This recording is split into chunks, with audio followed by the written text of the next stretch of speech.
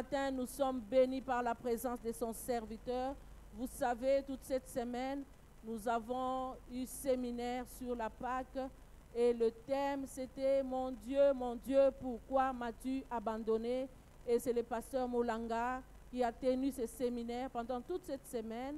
Et il était toujours accompagné de son épouse, mais aujourd'hui, il n'est pas venu seul avec son épouse, mais il y a aussi leur fille qui est là. Nous sommes dans la joie de les accueillir. Nous voulons d'abord accueillir maman et la fille aînée. Là où vous êtes, vous pouvez vous mettre debout. Est-ce que nous pouvons acclamer le Seigneur? Que Dieu vous bénisse. Notre pasteur a toujours dit, il faut bien regarder la fille aînée au cas où, hein? C'est une belle fille, n'est-ce pas? Il ne faut pas chercher ailleurs, hein? Et nous sommes aussi dans la joie d'accueillir Papa Molanga, qui nous a vraiment bénis toute cette semaine. Est-ce que nous sommes dans la joie de l'accueillir également? Alors qu'il va s'avancer pour nous apporter la parole de Dieu, nous l'accueillons et nous accueillons le Seigneur qui va agir encore parmi nous ce matin. Approchez, papa.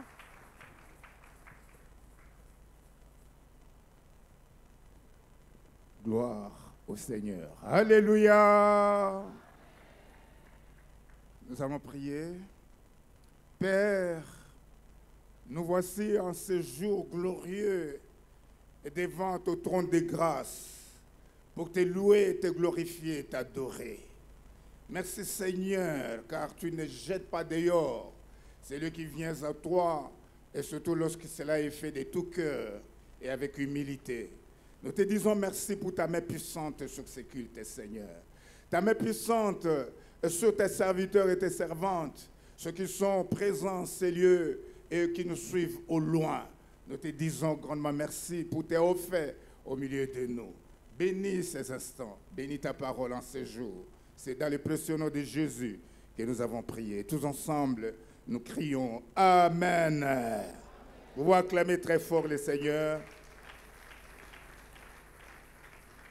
Je vous souhaite à tous une bonne fête de Pâques. Bonne fête de Pâques également à ceux qui nous suivent via différents médias, ainsi que ceux qui nous suivent en différé.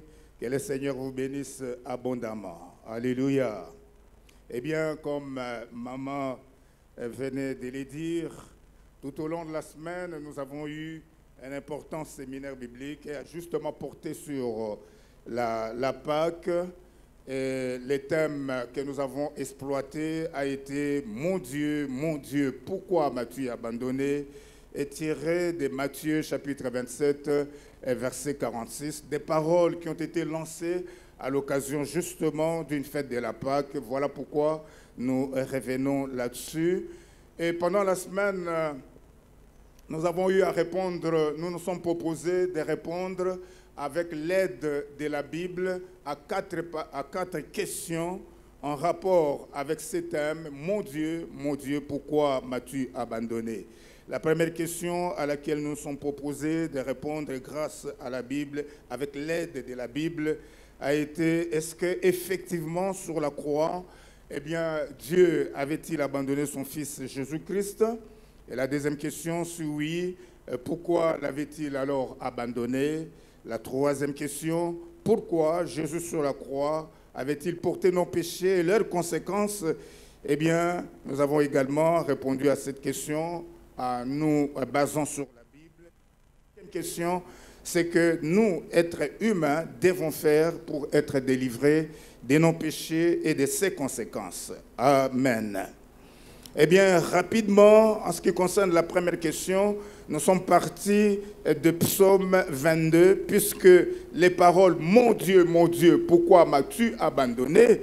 au 1er siècle étaient des paroles qui identifiaient un psaume. Et au 1er siècle, les psaumes n'étaient pas identifiés par des chapitres comme aujourd'hui, mais à l'époque, c'était les premiers mots de psaume qui aidaient à identifier les psaumes. Et mon Dieu sont des paroles qui sont au début du psaume 22.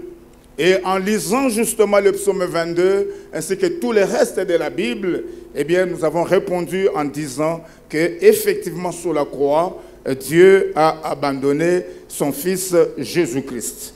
Et à la deuxième question, pourquoi l'avait-il abandonné? Eh bien, il avait abandonné puisque Dieu est saint. Et sur la croix, Jésus était couvert de nos péchés et de leurs conséquences. Jésus avait porté toutes nos souillures, toutes nos iniquités, toute la saleté de l'humanité entière. Il était donc normal que son Père puisse l'abandonner. La troisième question, eh bien, pourquoi Jésus avait-il porté nos péchés et leurs conséquences sur la croix? Je vais préciser que les conséquences du péché sont nombreuses. Lorsque nous revenons dans les livres de Genèse, tout au début, eh bien, lorsque Adam et Ève s'étaient méconduits, eh bien, Dieu avait prononcé une malédiction sur la terre. Et parmi les conséquences donc du péché, eh bien, il y a la malédiction, il y a les maladies, il y a les souffrances, les douleurs. Bref, il y a la mort. Et Jésus, eh bien, a porté cela sur la croix. Pourquoi? Eh bien, pour nous délivrer du péché, nous délivrer du pouvoir des péchés et des non-péchés, et puis nous délivrer des conséquences des péchés, nous délivrer de la malédiction, nous délivrer des maladies, quel que soit le nom de la maladie, quel que soit le nom de la malédiction.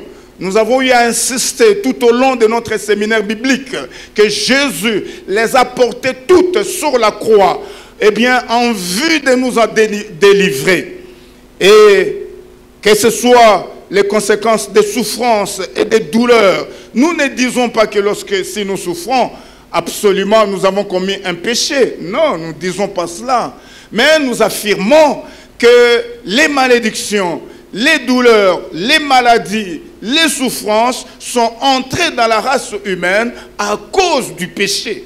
Alléluia. C'est à cause du péché que cela est entré dans la race humaine. Alors, Jésus les a portés et les péchés et les conséquences des péchés sur la croix en vue de nous en délivrer, en vue de nous en libérer. C'est pour nous sauver des non-péchés, de leurs conséquences jusqu'à la mort éternelle que Jésus, eh bien, les a portés sur la croix. Et à la quatrième question, c'est que doit faire l'être humain pour être délivré de ses péchés et de leurs conséquences. Eh bien, c'est entrer en contact avec la parole de Dieu. Entrer en contact avec l'évangile de Jésus-Christ, le Fils de Dieu. Entendre la parole de Dieu. Ceci est incontournable pour parvenir au salut. Et puis la deuxième condition, quand on a entendu la voix de Dieu, eh bien, l'on doit se repentir. Et nous avons dit, se repentir passe par plusieurs étapes, notamment les trois ici. Que l'intellect soit touché par la puissance du Saint-Esprit. 2, que les sentiments, les émotions de l'être humain soient touchés par la puissance du Saint-Esprit. Et puis 3, eh bien, que la volonté de l'homme soit touchée par la puissance du Saint-Esprit. Et quand on s'est repenti, eh bien, qu'on croit maintenant, on se répand pour se convertir à Dieu. On reconnaît ses péchés, on les regrette, on prend la décision de tourner le dos à ses péchés pour se tourner à Dieu. Et lorsque l'on fait ces mouvements-là, de donner le dos au péché pour se tourner à Dieu, eh bien, c'est ce qu'on appelle la conversion. Et on se tourne à Dieu pour suivre Jésus-Christ, pour marcher dans cette race, pour avoir confiance en lui, mettre sa foi en Jésus. Eh bien, lorsque on écoute l'évangile, on entre en contact donc avec la parole de Dieu. 2, on se répand. Et puis 3, on croit en Jésus. Dieu, Dieu des cieux, regarde ce qui se passe dans nos cœurs. Et c'est lui qui voit que la repentance est effectivement en place en nous.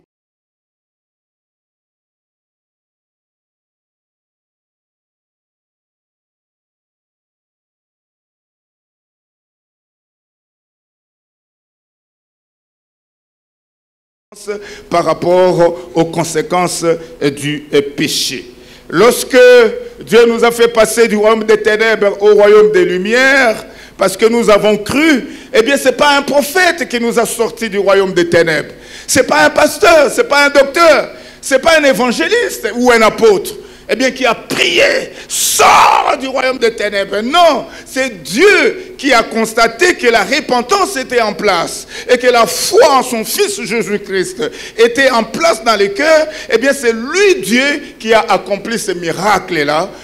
Les miracles de la régénération, de la régénérescence, les miracles, eh bien, de la délivrance du royaume des ténèbres au royaume des lumières. Voilà l'essentiel de ce qui a été développé tout au long de la semaine.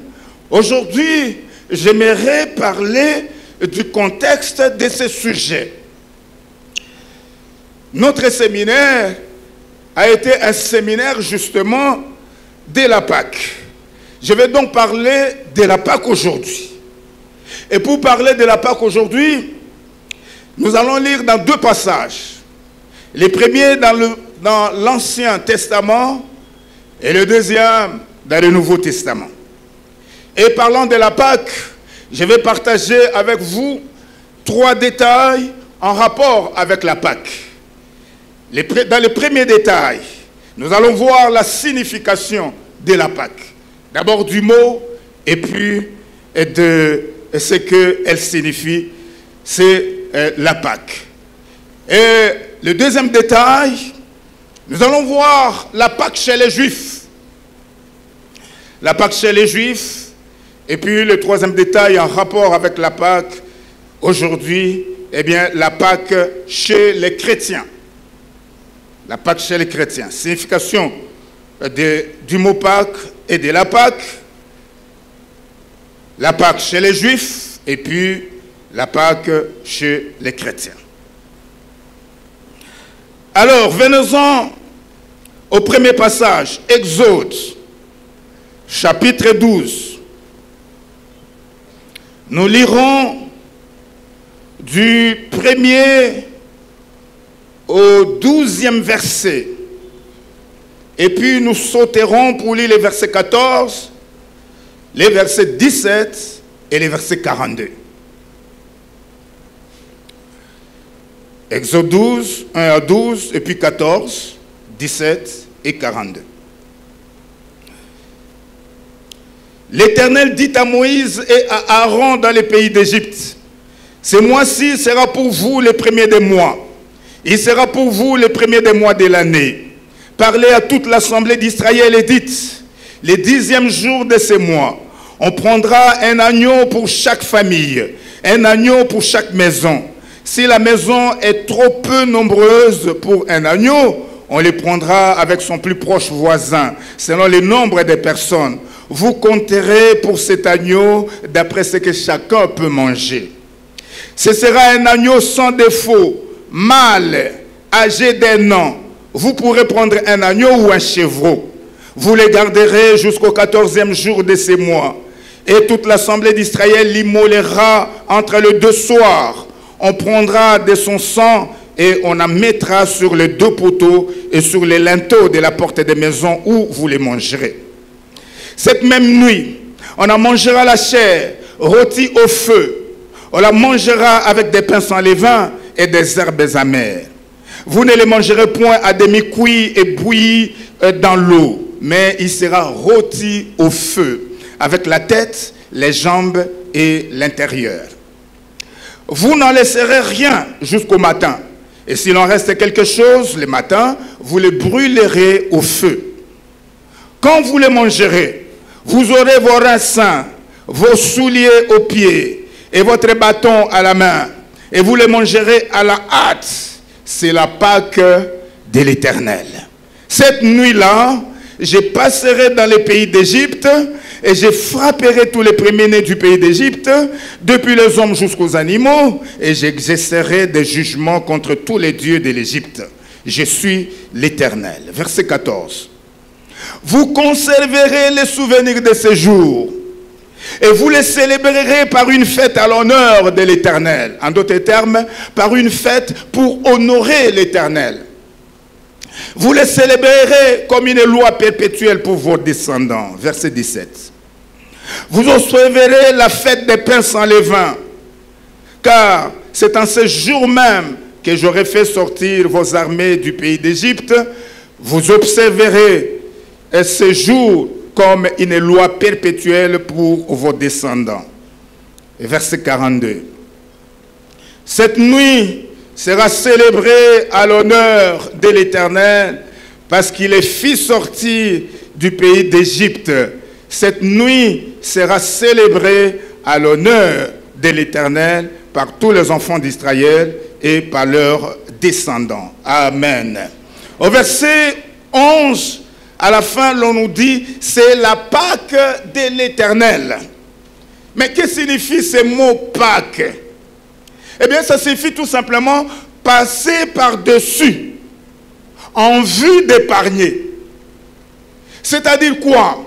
Cette nuit-là de la délivrance du peuple d'Israël, de la servitude de l'Égypte, eh bien, chaque famille devait être dans la maison, prête à sortir, à quitter l'Égypte. Et au soir déjà, entre 15h et 17h, eh bien, chaque famille devait tuer, devait immoler un agneau ou un chevreau. Et puis, rôtir l'animal, l'agneau ou le chevreau au feu. Les rôtir avec la tête, les jambes et tout l'intérieur, eh bien, rôtir au feu l'animal, la viande. Et puis, eh bien, la nuit alors, eh bien, d'abord le sang recueilli, le sang de l'agneau qui a été égorgé ou du chevreau, eh bien, était recueilli dans les bassins et on l'étendait, on les répandait sur les linteaux au-dessus de la porte, de là où la famille se trouve, de là où l'animal est mangé, et puis sur les deux poteaux à gauche et à droite à l'entrée de la maison, donc sur la porte. Alors le Seigneur avait dit, eh bien cette nuit-là, il descendrait et l'ange, eh bien, verrait partout où il y a le sang.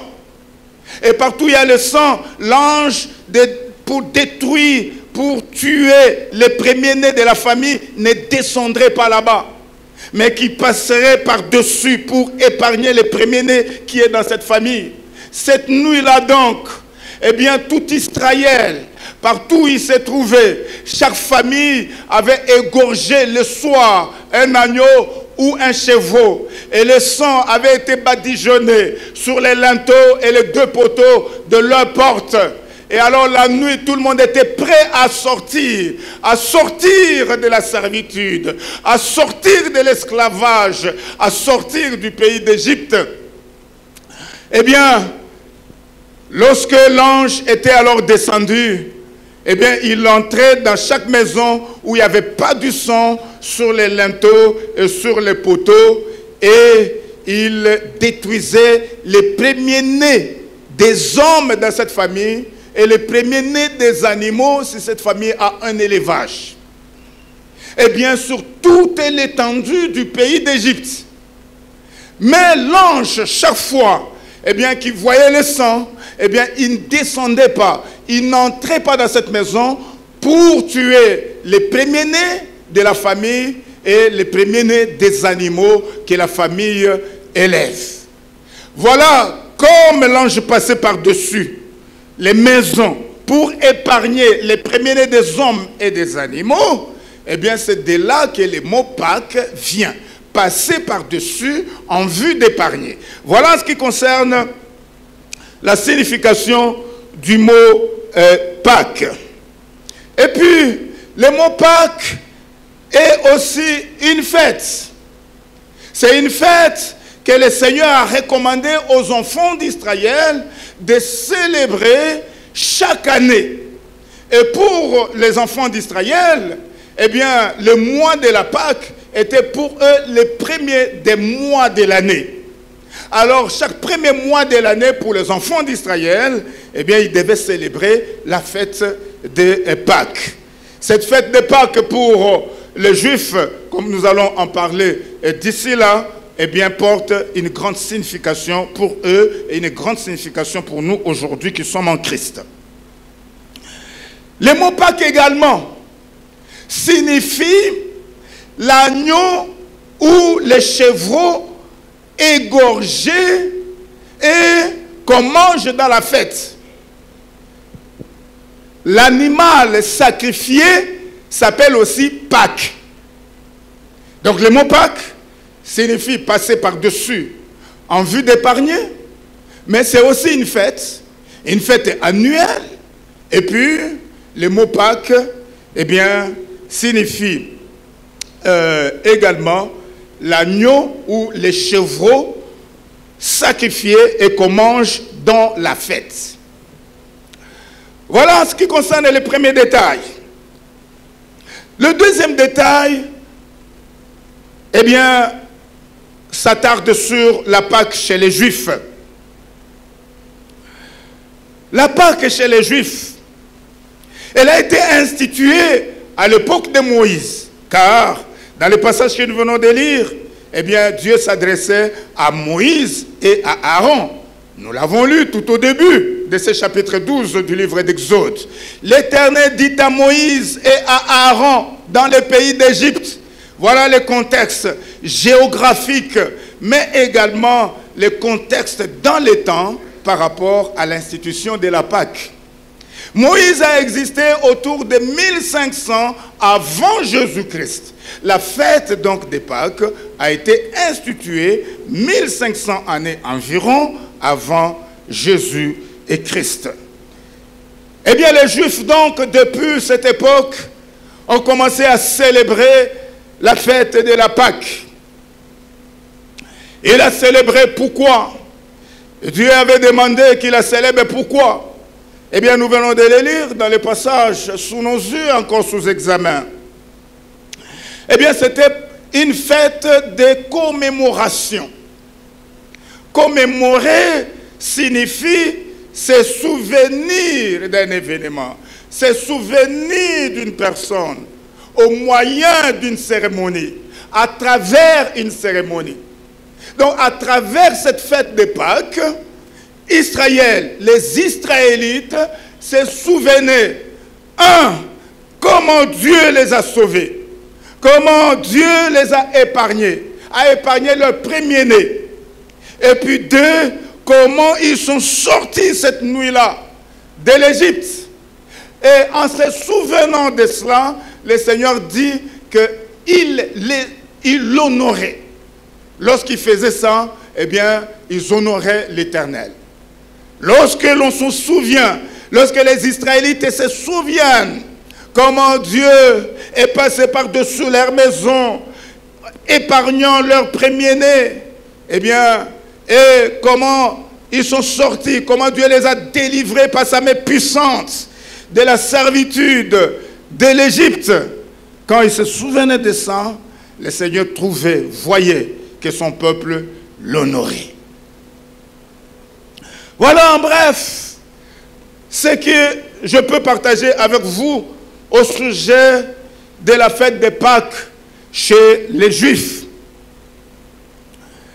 Maintenant, la fête des Pâques chez nous les chrétiens. La Pâque chez les chrétiens. Là, nous allons lire 1 Corinthiens chapitre 5. Versets 6 à 8. C'est là où il est question de la Pâque chez les chrétiens dans la Bible. 1 Corinthiens chapitre 5, versets 6 à 8. C'est bien à tort que vous vous glorifiez. Ne savez-vous pas qu'un peu de levain fait lever toute la pâte? Un peu de péché, eh bien, fait se multiplier les péchés, les mal en nous. Faites disparaître le vieux levain, afin que vous soyez une pâte nouvelle, puisque vous êtes sans levain, car Christ notre Pâque a été immolé. Célébrons donc la fête, non avec du vieux levain, non avec un levain de malice et de méchanceté, mais avec les pains sans levain de la pureté et de la vérité. Amen. Ici, nous en venons alors à la fête des Pâques. Chez ceux qui ont cru en Jésus, l'apôtre Paul s'adresse aux chrétiens qui étaient à Corinthe, et à travers ces chrétiens de Corinthe, eh bien, il s'est adressé à tous les chrétiens de tous les temps, et Dieu s'est adressé à tous les chrétiens de tous les temps, donc nous y compris. En lisant attentivement ces passages, on nous dit, célébrons donc la fête. Il y a donc une fête des Pâques pour les chrétiens. Et puis l'on nous dit, Christ, notre Pâque, a été immolé. Dans la fête des Juifs, la fête des Pâques des Juifs est une image de la véritable fête des Pâques. Chez les Juifs, eh bien, ils prenaient un agneau ou un chevreau, un animal. Et cet animal devait être sans défaut. Nous l'avons lu, vous vous en souvenez. Cet animal représentait les sacrifices parfaits. L'agneau qui avait été choisi, le chevreau qui avait été choisi, eh bien, devait être sacrifié. Et cet agneau, ces chevreaux sélectionnés, eh bien, était l'image de Christ, de Jésus, qui devait être sacrifié. À la Pâque, l'agneau qui était sacrifié était l'image de Jésus qui devait être sacrifié. Pour les Juifs, eh bien, ces sacrifices les sauvaient eux. Pour nous, chrétiens aujourd'hui, ou encore les sacrifices qui sauvaient les Juifs étaient l'image du véritable sacrifice qui sauve l'humanité entière. Le sang de l'agneau dans l'Ancienne Alliance était mis sur les linteaux et les poteaux de la porte. Et ainsi, on était sauvés de la destruction. Il y a une énorme destruction qui est en vue devant l'humanité. Et sans le sang, eh bien, nous ne serons pas épargnés. De la même manière que les premiers-nés étaient épargnés grâce au sang, les Israélites étaient épargnés grâce au sang de l'agneau. Et ce sang-là était l'image du sang de Jésus. Et le sang de Jésus nous épargne effectivement de la grande destruction qui est en vue devant l'humanité. Si l'on n'est pas sous ce sang-là, eh bien, on sera détruit. Voilà pourquoi le Seigneur Jésus avait demandé à ses disciples au 1er siècle, allez dans le monde entier, partagez la parole de Dieu avec tous les êtres humains, avec chaque individu. Nous, en tant qu'Église, nous avons la recommandation de notre Seigneur d'aller partout. En d'autres termes, dans les avenues où nous nous trouvons, dans les avenues et les quartiers où se trouvent nos églises, eh bien, nous avons la recommandation de visiter les quartiers, de visiter l'avenue et partager avec chaque individu dans l'avenue, chaque individu dans les quartiers, chaque individu dans la ville où nous nous trouvons, partager avec chaque individu la parole de Dieu. Nous avons dit que si on n'entre pas en contact avec la parole de Dieu étant esprit et vie, lorsque nous l'écoutons, le Saint-Esprit est à l'œuvre. La puissance de Dieu est à l'œuvre et c'est grâce à cette puissance que l'intellect est touché, que les émotions sont touchées et que la volonté est touchée pour que l'on se répande donc et que l'on se convertisse au Seigneur. Nous avons donc cette recommandation-là. Alors, pour nous chrétiens, nous sommes déjà dans la fête. Dans la fête, pas parce que aujourd'hui, dans le monde entier, il est question de la fête de la Pâque, mais depuis que la vie chrétienne a commencé. Pour les chrétiens, toute la vie, c'est ça la fête de la Pâque. toute la vie, nous devons nous souvenir, à l'instar des Juifs qui se souvenaient comment ils étaient sauvés et sortis, délivrés de la servitude de l'Égypte. Chaque jour, nous devons nous rappeler que autrefois, nous étions loin de Dieu. Nous étions en dehors de l'enclos de Dieu, en dehors de la maison de Dieu. Mais Dieu, dans sa grande miséricorde, nous qui étions morts à cause de nos offenses et nos péchés dans lesquels nous marchions autrefois, selon le train de ce monde, eh bien, Dieu nous a ressuscités, il nous a fait revivre. Nous étions des morts. C'est lui qui n'est pas encore né de nouveau. C'est lui qui ne s'est pas encore repenti et n'a pas encore cru en Jésus, qui n'a pas encore la vie de Dieu. Spirituellement parlant, c'était mort. Pouvez-vous lire, n'est-ce pas, Éphésiens chapitre 2, à partir du 1er verset jusqu'au 8e. Il nous est rappelé là-bas qu'autrefois, vous étiez morts par vos péchés et vos offenses dans lesquelles vous marchiez autrefois selon les trains de ce monde. Et en descendant un peu plus en bas, on nous dit, mais Dieu, de sa grande miséricorde, nous qui étions morts, il nous a fait revenir à la vie. C'est avec Christ que Dieu nous a fait revenir à la vie, nous a ressuscités. Alléluia. Nous devons donc chaque jour nous rappeler cela. Nous rappeler qu'autrefois nous étions dans le royaume des ténèbres. Dans le royaume des ténèbres, sous le pouvoir du péché, sous le pouvoir des malédictions, sous le pouvoir des maladies, sous le pouvoir et la domination des souffrances et des douleurs. Dieu peut permettre une douleur dans notre corps. Il peut permettre une souffrance dans notre vie. Et lorsqu'il est fait, un adage africain dit, si Dieu te brise la jambe, il t'apprendra à boiter. Il va t'apprendre à boiter. C'est-à-dire, si Dieu permet une souffrance, si Dieu permet une douleur, il va t'aider pour que tu tiennes bon, comme il avait aidé l'apôtre Paul. Et il avait tenu bon. Amen. Mais nous sommes dans un contexte de combat aujourd'hui. Voilà l'essence du combat spirituel justement dans lequel nous nous trouvons. Nous sommes dans un contexte de combat.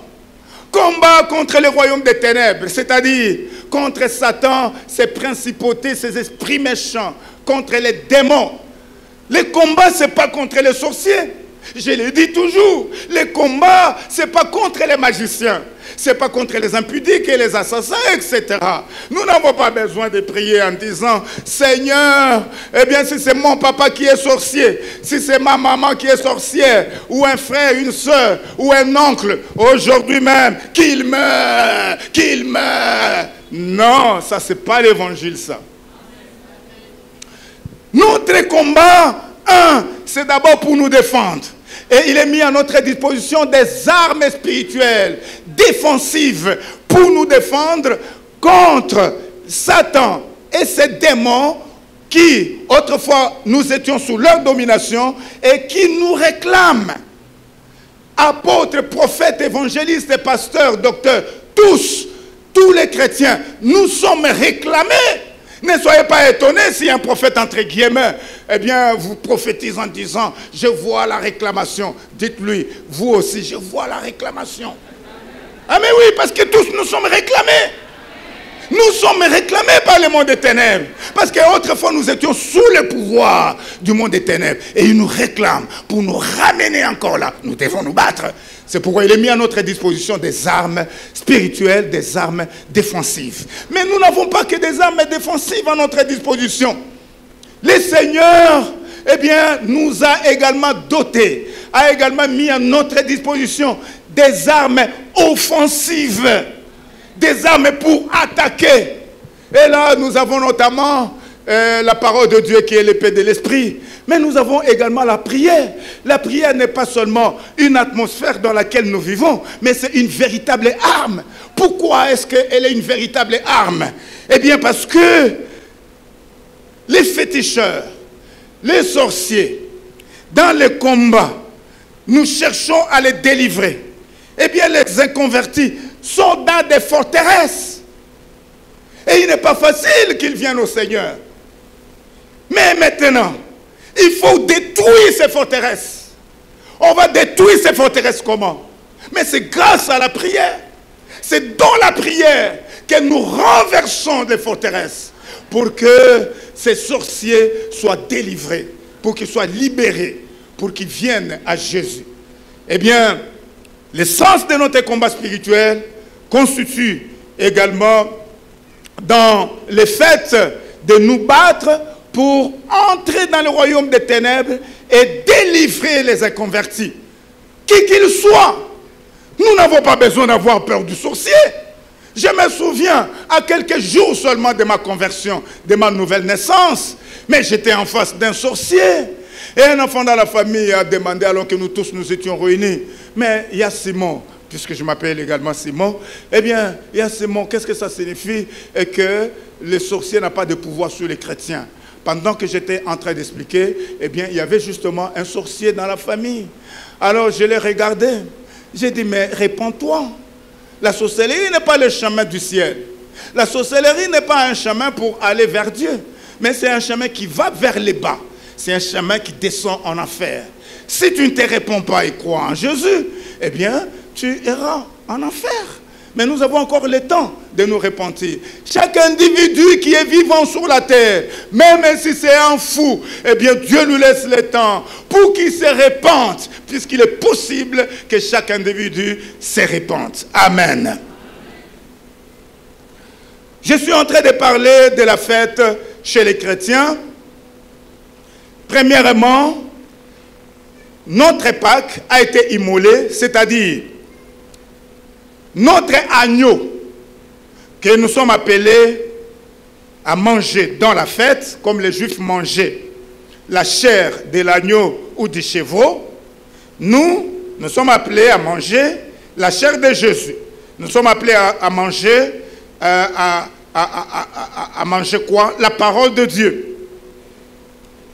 Notre Pâques a été immolé. Jésus-Christ est le sacrifice. Le sacrifice est parfait. Jésus-Christ est celui qui a été sacrifié, qui a été immolé. Eh bien, c'était pour nous. Il est notre Pâques. Dans la signification du mot Pâques, Pâques signifie aussi, eh bien, l'animal dont on mange la chair dans la fête de la Pâques. C'est comme ça qu'il est dit ici, Christ, notre Pâques, a été immolé. C'est-à-dire, celui dont nous devons manger la chair a été sacrifié. Sacrifié sur la croix de Golgotha. Depuis son arrestation de manière honteuse et brutale. Et puis tous les mauvais traitements qu'il a subis. Entre autres, lui lancer des coups de poing. Et lui donner des gifles. Cracher sur lui. C'est nous qui devions subir ces mauvais traitements à cause de nos péchés. Mais la Bible précise que Jésus n'a point commis de péché. Mais il a fait ça à notre place. C'est à notre place qu'il a fait ça. Il a pris notre place. Les traitements que nous devions subir. Jésus a subi ces traitements-là à notre place. Pourquoi? Pour que nous en soyons délivrés. Et puis, on a amené Jésus dans la résidence du gouverneur, Ponce Pilate. Et là, Jésus a été flagellé, fouetté, comme un vulgaire koulouna. Mais c'était à notre place. Au fait, celui qui n'a pas encore donné sa vie à Jésus, mais c'est comme un koulouna devant Dieu. Les coups l'attendent, la honte l'attend. Toutes sortes de mauvais traitements l'attendent. Tout celui qui n'a pas encore donné sa vie à Jésus. Sinon, le Seigneur, eh bien, n'aurait pas donné cet ordre juste à la fin, avant de rentrer au ciel. Il a dit à ses disciples, allez par tout le monde, faites de toutes les nations mes disciples. Pourquoi a-t-il choisi de dire ça juste en dernier lieu, après la mort et la résurrection, et avant de rentrer au ciel? Moi, je pense que c'est pour que ces paroles retentissent dans nos oreilles. C'est pour que ces paroles retentissent. C'est comme un testament laissé par notre Sauveur. Je me souviens d'une lettre de mon père que j'avais trouvée lorsque mon père était décédé. J'ai quitté Kinshasa et allé à l'intérieur du pays pour les obsèques. Alors après l'enterrement, j'étais en train de mettre en ordre tout ce qu'il y avait comme papier dans la chambre de mon père, dans le coffre-fort, etc. C'est alors que je vais trouver une lettre dans laquelle mon père a écrit, eh bien cette parcelle qui est sur Terre Avenue au numéro tel, je l'ai vendue. Elle m'appartenait. Personne n'a plus le droit de revenir sur cette vente-là. Personne n'a plus le droit de revenir sur ça. Eh bien, quand j'ai vu, et alors j'ai dit, ok, c'est fini. Personne n'a plus le droit de revenir sur ça. Mais qu'est-ce qui va se passer après? Mes frères vont venir me dire, il y a Simon, papa a vendu cette parcelle à un vil prix. Nous pouvons restituer l'argent de ces messieurs et vendre la parcelle plus chère et ainsi nous distribuer les résultats de la vente. J'ai dit, net, papa a dit, on ne peut plus revenir sur ça. Mais celui qui est plus que notre papa a dit, Jésus-Christ qui est le papa de papa a parlé. Mais c'est pour que ces paroles retentissent dans nos oreilles. David, avant de quitter ce monde, avait appelé son fils Salomon. Et Salomon était déjà sur le trône. Il a dit, mon fils Salomon. Alors il a commencé à lui prodiguer des conseils dans lesquels, eh bien, Salomon devait rester attaché à Dieu, devait obéir aux instructions, aux préceptes et aux directives de Dieu. Et j'ai vu Salomon, eh bien, être un homme intelligent qui s'était souvenu des conseils de son père. Lorsque nous nous souvenons des conseils de notre maître, mais nous montrons que nous sommes sages et intelligents. Mais lorsque nous ne nous souvenons pas des conseils de notre maître, eh bien, nous nous montrons comme des gens insensés. Le maître a dit, allez, et c'est donc à nous d'aller. Alléluia. La fête des Pâques chez les chrétiens, eh bien, cette fête a commencé avec la mort et la résurrection de Jésus. Dès que la mort et la résurrection ont eu lieu, c'est alors que l'Église est née. C'est alors qu'on peut être délivré de ses péchés et des conséquences de ses péchés. Pourquoi? Eh bien, parce que tout était déjà accompli alors. Lorsque Jésus, sur la croix, a crié « Tout est accompli » avant de rendre son âme, il voulait dire que toute la dette a été payée. Nous avons vu dans les séminaires bibliques que les mots accomplis, les verbes accomplis, eh bien, dans le Nouveau Testament en grec, parce que le Nouveau Testament que nous avons aujourd'hui, c'est traduit du grec. J'ai le Nouveau Testament interlinéaire, grec et français, et lorsque j'ai regardé dans Jean chapitre 19, verset 30, voir le mot accompli, il est traduit de quel verbe en grec? Eh bien, ça vient de tétélestai.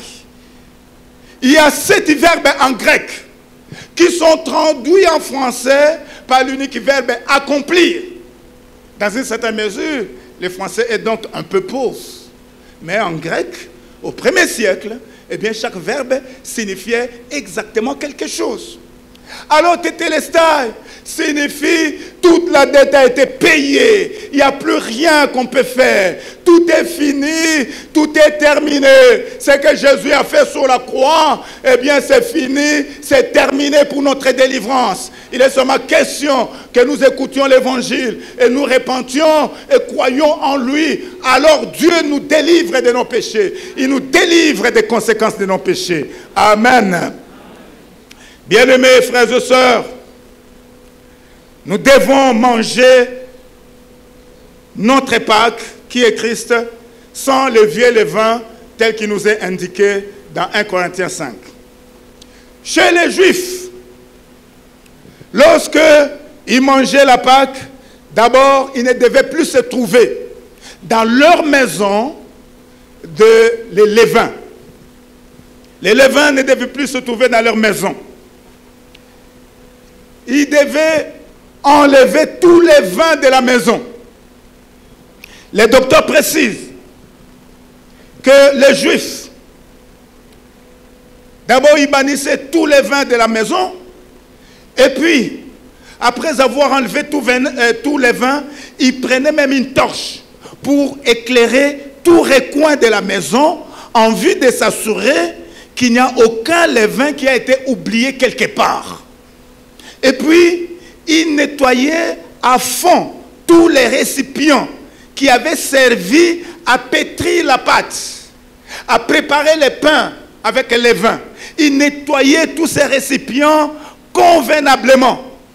Et puis, ils frottaient tous les ustensiles qui avaient contenu du levain jusqu'à faire disparaître toutes les traces. Voilà ce que les docteurs nous disent au sujet des Juifs au regard de leur fête de Pâques. Et cela a une signification. C'est ce que l'apôtre Paul reprend ici. Il dit, fêtez alors, célébrez alors la fête de Pâques. Sans les vieux levains. Les vieux levains ici, c'est quoi alors? Eh bien, c'est tout péché, toutes les traces de péché. Si les Juifs nettoyaient les maisons avec soin, nettoyaient les récipients qui avaient contenu les levains, c'était pour nous montrer que nous, en ce qui concerne notre fête de Pâques, nous devons bien nous examiner. Dans notre vie, nous devons toujours bien nous examiner en vue de nous séparer de tout mal, nous séparer de tout péché. Le péché n'a plus de pouvoir sur nous. Il y a toutes sortes d'instruments que le Seigneur a mis à notre disposition. Lorsque nous voyons qu'il y a un quelconque péché qui semble avoir du pouvoir sur nous, il y a des instruments dans la Bible qui sont mis à notre disposition, afin que nous nous en servions et nous verrons que le péché n'aura plus de pouvoir sur nous. Amen. Nous devons donc fêter notre fête de Pâques, la célébrer dans la pureté. En d'autres termes, la vie chrétienne est une vie de pureté.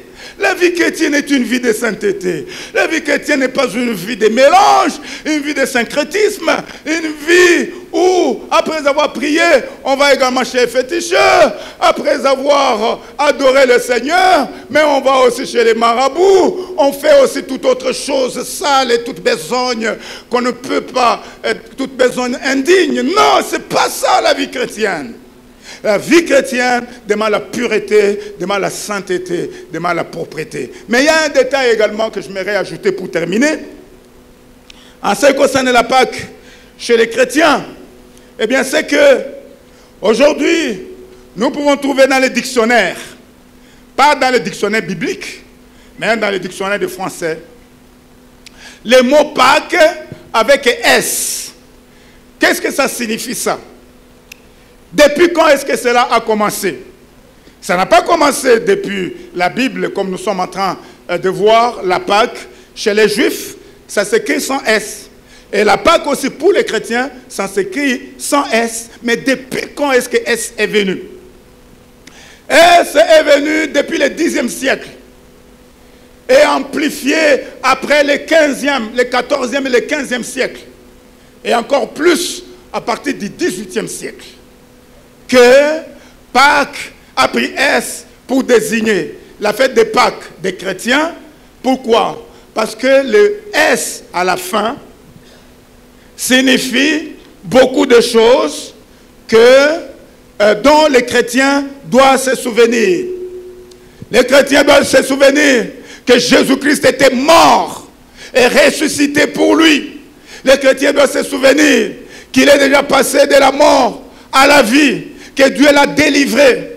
Les chrétiens doivent se souvenir de tant de choses. Voilà pourquoi on a mis S à Pâques, pour dire qu'il y a beaucoup de choses pour lesquelles nous devons nous souvenir. Mais Pâques avec S n'est pas écrit dans la Bible.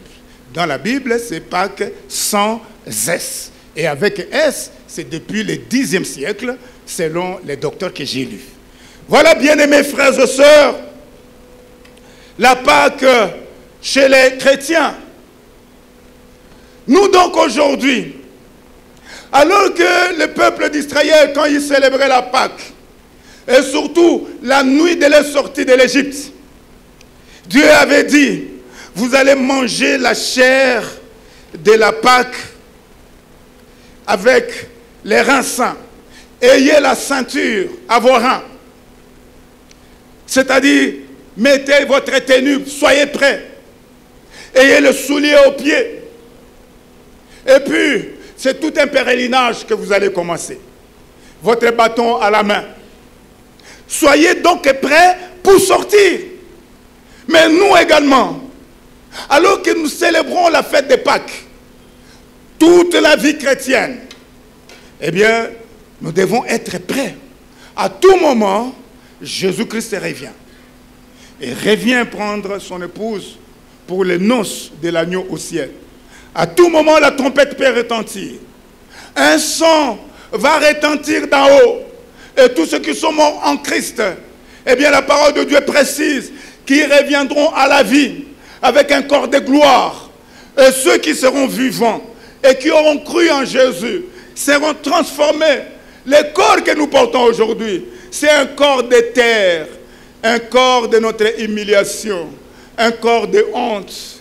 Voilà pourquoi, si on pouvait mettre un écran géant devant nous, eh bien nous serons dans la honte de voir les choses honteuses que nous avons eues à faire pendant notre vie, dans notre vie. Je crois que plusieurs diront, « Ah mais fermez cette télévision ». Pourquoi la honte? Ce corps, c'est un corps de honte. Mais le jour vient, ce corps va se transformer en un corps de gloire. Ce corps n'entrera pas dans le ciel, mais c'est le corps de gloire, eh bien, qui va entrer au ciel. Et cela peut arriver à tout moment. Jésus revient nous prendre. Jésus revient bientôt. La fin de toutes choses est proche. C'est au 1er siècle que Pierre avait dit cela. Combien plus maintenant que nous sommes au 21e siècle. Si au 1er siècle, on avait dit que la fin est proche, et alors au 21e siècle, que dirait-on? La fin est très proche. Pierre dit, alors soyez sages, soyez intelligents pour vous approcher de Dieu, pour vous donner à Dieu. Lorsque nous célébrons la fête de la Pâque, en tant que chrétiens, mais nous devons être prêts. Nous devons être prêts parce que la fin de toutes choses est proche. Jésus revient bientôt. Mais en attendant, il y a un travail, une tâche que nous devons accomplir. Quelle est cette tâche? Dépeupler l'enfer pour peupler les ciels. Dépeupler les royaumes des ténèbres pour peupler les royaumes des lumières. Voilà la tâche que le Seigneur attend de chacun de nous. Tout ce que nous faisons concourt à ce but. Tout ce que nous faisons, c'est pour la délivrance des inconvertis, qui qu'ils soient. Eh bien, disons à ceux qui n'ont pas encore donné leur vie à Jésus, que Jésus les aime. Jésus est mort pour eux. Jésus est le nom qui nous a été donné pour que nous soyons sauvés. Jésus ne nous sauve pas seulement dans les domaines spirituels. Jésus nous sauve dans tous les domaines. C'est le nom que Dieu nous a donné.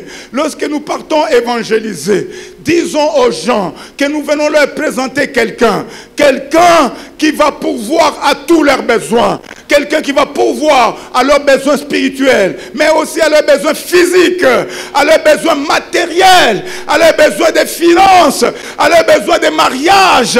À quel besoin encore que Jésus ne sait pas pourvoir? Eh bien, Jésus pourvoit à tous les besoins. L'évangile qui a été prêché par les apôtres et le Seigneur lui-même et l'exemple qu'il nous a laissé, eh bien, c'est un ministère holistique que le Seigneur nous a laissé, que les apôtres nous ont laissé. C'est-à-dire quoi? C'est-à-dire un ministère qui s'occupe de l'homme dans toute son entièreté. Pas seulement l'esprit et l'âme, mais le corps également. Mais également l'aspect physique, également l'aspect matériel. Il peut se faire que nous souffrons d'une quelconque maladie. Nous souffrons d'une quelconque malédiction, puisque nous avons ouvert des portes, ou puisque nous n'avons pas encore donné notre vie à Jésus. Le secret, c'est quoi? Le Seigneur dit, eh bien, après avoir écouté l'évangile, eh bien, ceux qui avaient écouté l'évangile les premiers jours de la Pentecôte avaient eu leur cœur vivement touché, et ils ont demandé à Pierre et aux autres ce qu'ils devaient faire pour qu'ils soient sauvés. Alors Pierre a dit, répentez-vous. Nous écoutons l'évangile en vue de voir le mal qu'il y a dans notre cœur, le mal qu'il y a dans notre vie. Parce que la parole de Dieu est la lumière. Jésus a dit, je suis la lumière du monde. La parole de Dieu est une véritable lumière et une lampe à notre sentier. Lorsqu'il est allumé, eh bien, lorsque cette lumière brille, nous pouvons voir que le chemin dans lequel nous marchons est un chemin qui est sale. Nous pouvons voir les saletés et les mauvaises tâches qu'il y a dans notre vie. Alors à ce moment-là, il est important que nous reconnaissions nos torts et que, eh bien, nous regrettions nos torts et que nous prenions la décision de tourner le dos à ces torts et que nous confessions nos torts à Dieu. La Bible dit, celui qui cache ses transgressions ne prospère point, mais celui qui les avoue et les délaisse obtient miséricorde.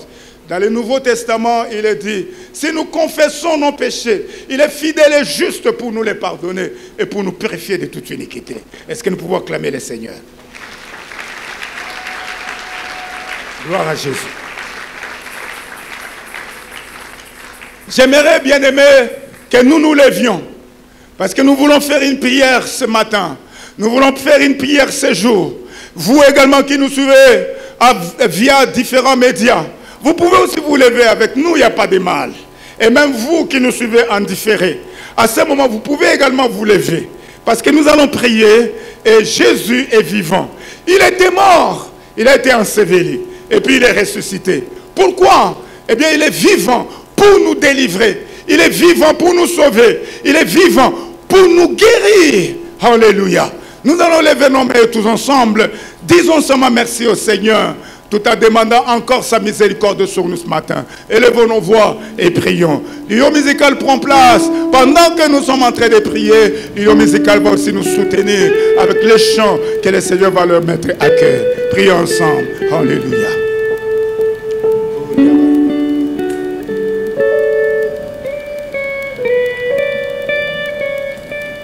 Alléluia.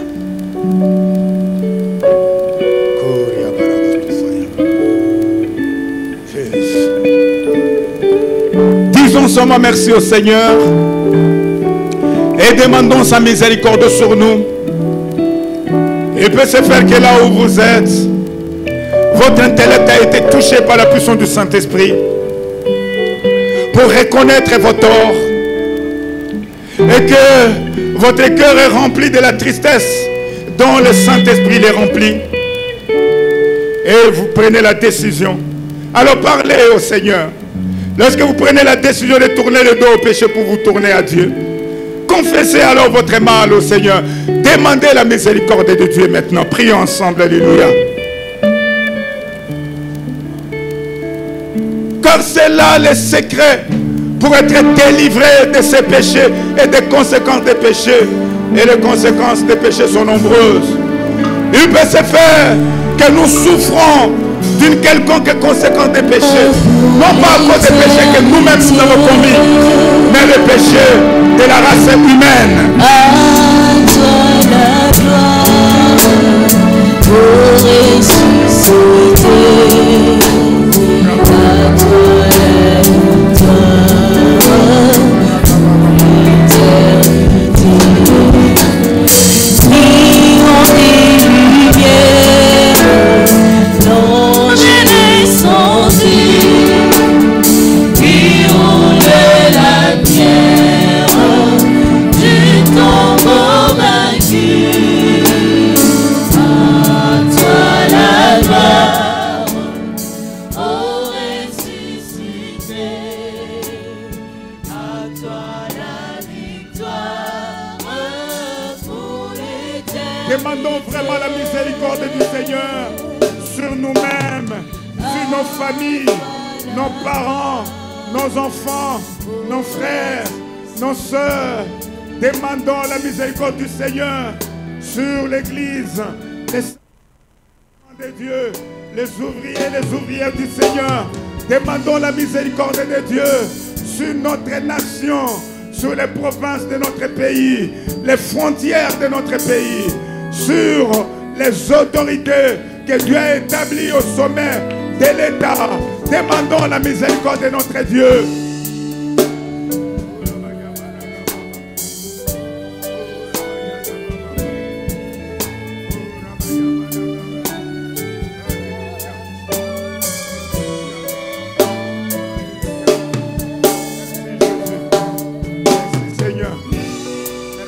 Seigneur. Merci Seigneur.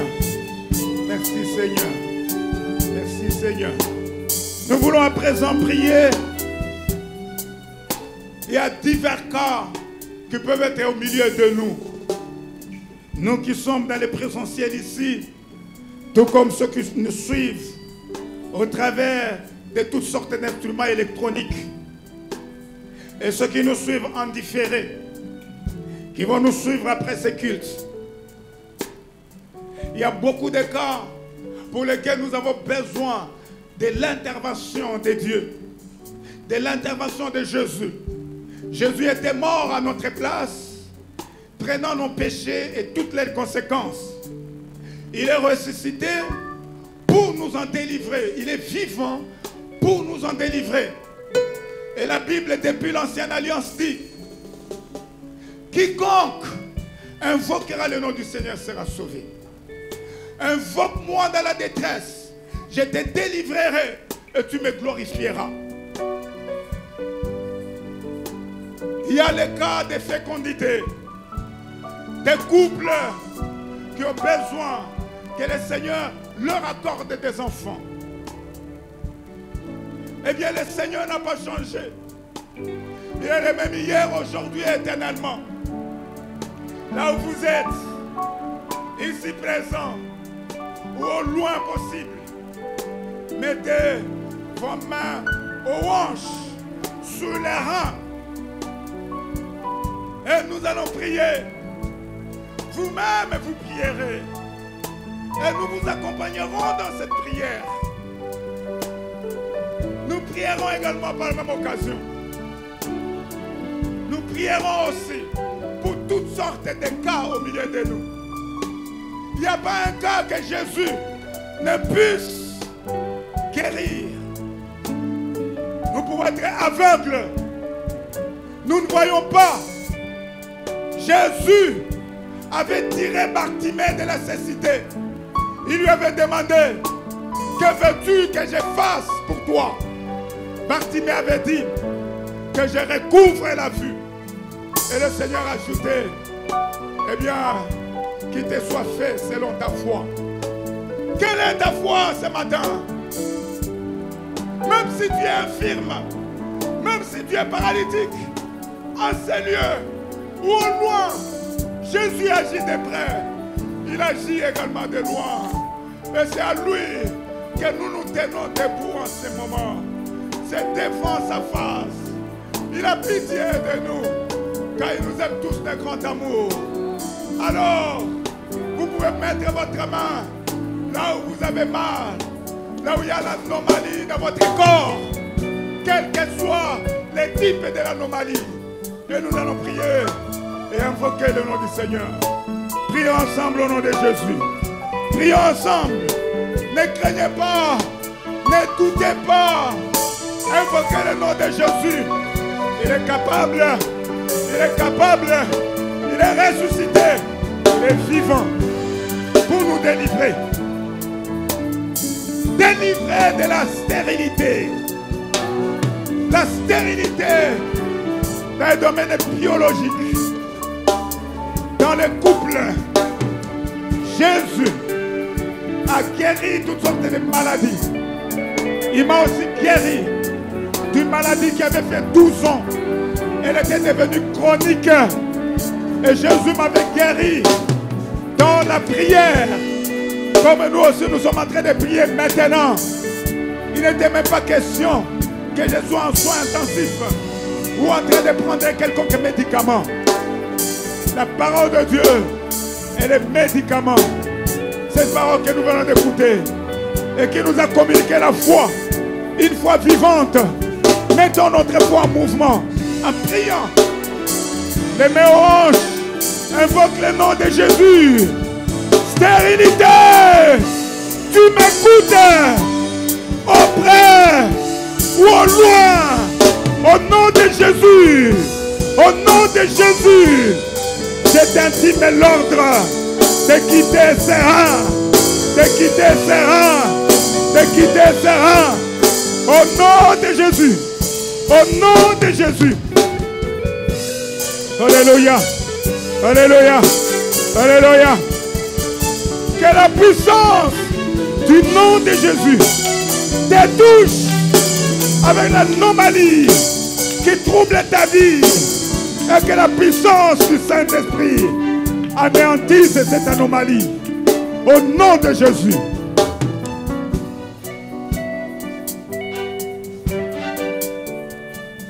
Je suis en train de sentir qu'il y a une réelle barrière. Il y a un réel blocage. Nous allons prier et renverser toute barrière. Renverser tout blocage au nom de Jésus. Faisons la prière d'autorité. Un jour, je m'adressais au vent dans un navire à Kwamutu. J'ai dit, vent, arrête-toi au nom de Jésus. Le vent s'était arrêté. Renverse la barrière. Renverse le blocage. Renverse l'obstacle. Renverse les pièges. Au nom de Jésus. Au nom de Jésus. Au nom de Jésus. Au nom de Jésus. Alléluia, alléluia, alléluia, alléluia. Toi seulement ancien. Au nom de Jésus de Nazareth. Recule. Au nom de Jésus. Toi démon. Au nom de Jésus. Je t'intime l'ordre. Au nom de Jésus. De lâcher prise. Au nom de Jésus. Merci Seigneur. Merci Jésus. Levons tous nos deux mains. Disons merci à notre Dieu. Alors que nous nous abandonnons entre sa main. Prions ensemble. Remercions seulement le Seigneur.